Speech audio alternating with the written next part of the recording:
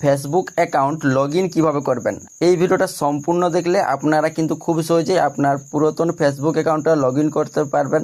তো আপনি যদি নতুন ফোন কিনেছেন এবং সেই ফোনে আপনি আপনার পুরাতন ফেসবুক অ্যাকাউন্টটি লগ ইন করতে চাইছেন, তাহলে এই ভিডিওটা সম্পূর্ণ দেখুন। এই ভিডিওটা সম্পূর্ণ দেখলে আপনারা কিন্তু খুব সহজেই আপনার পুরনো ফেসবুক অ্যাকাউন্টটি লগ ইন করতে পারবেন যে কোনো মোবাইল ফোনে। তো ফেসবুক অ্যাকাউন্টটি লগ ইন করার জন্য আপনি আপনার ফোন থেকে এই ফেসবুক অ্যাপটি ওপেন করবেন।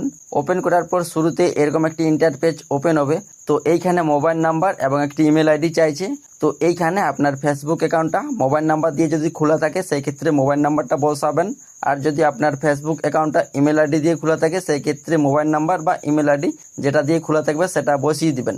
তারপর নিচে পাসওয়ার্ডটি চাইবে। তো যদি আপনার পাসওয়ার্ডটি মনে থাকে সেই ক্ষেত্রে পাসওয়ার্ডটা দিয়ে আপনি কিন্তু নিচে লগ ইন অপশানে ক্লিক করবেন।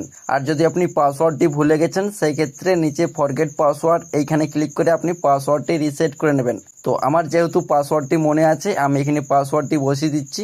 পাসওয়ার্ডটা বসানো হয়ে গেলে নিচে থাকা লগ ইন অপশানে ক্লিক করে নিচ্ছি।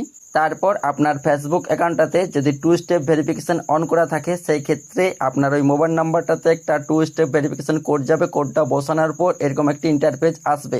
তো এইখানে আপনি যদি আপনার লগ ইন ইনফোটা সেভ করে রাখতে চাইছেন সেই ক্ষেত্রে সেভ করবেন। এটা সেভ করলে কি হবে, আপনি যখন পরবর্তীতে আবারও ফেসবুক অ্যাকাউন্টটি লগ ইন করবেন সেই ক্ষেত্রে পাসওয়ার্ডটির প্রয়োজন হবে না যদি সেভ করে রাখেন। তো আমরা এখানে সেভ অপশানে ক্লিক করব। তারপর যদি পারমিশন চাই পারমিশনগুলো আপনারা অ্যালাউতে ক্লিক করবেন, বা আপনাদের সামনে এরকম কোনো পেজ এলে উপরে স্কিপ অপশানে ক্লিক করে নেবেন। তো ফাইনালি দেখুন আমাদের কিন্তু ফেসবুক অ্যাকাউন্টটা লগ ইন হয়ে গেছে।